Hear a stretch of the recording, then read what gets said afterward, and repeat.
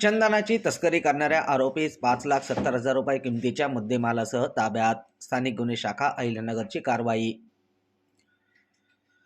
दिनांक 18 डिसेंबर रोजी पथक लोणी पोलीस स्टेशन हद्दीत अवैध चंदन वाहतूक आणि विक्री करणाऱ्या इसमांबाबत माहिती काढत असताना पोलीस निरीक्षक किरणकुमार कबाडी यांना एक इसम त्यांच्याकडील पांढऱ्या रंगाच्या स्विफ्ट कारमधून नाशिक येथून चंदनाची लाकडे विक्री करण्याच्या उद्देशाने नांदूर शिंगोटी मार्गे श्रीरामपूरकडे येत आहे अशी खात्रीशीर माहिती मिळाली.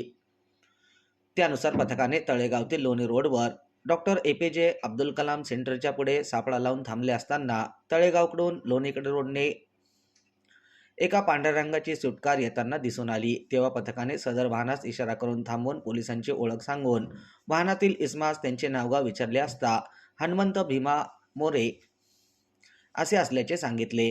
त्याच 2 पंचांसमक्ष त्याच्या ताब्यातील कारची झडतीच्या उद्देश सांगून झडती घेतली असता त्याच्या ताब्यातून 60,000 रुपये किमतीचे 30 किलो चंदनाची लाकडे, 5 लाख रुपये किमतीची एक मारुती सुझुकी कंपनीची स्विफ्ट कार, 10,000 रुपये किमतीचा एक मोबाईल असा 5,70,000 रुपये किमतीचा मुद्देमाल जप्त करण्यात आला.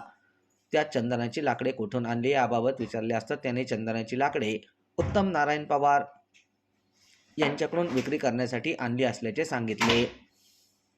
वरील आरोपींना रोरी पोलीस स्टेशन येथे हजर करण्यात आले.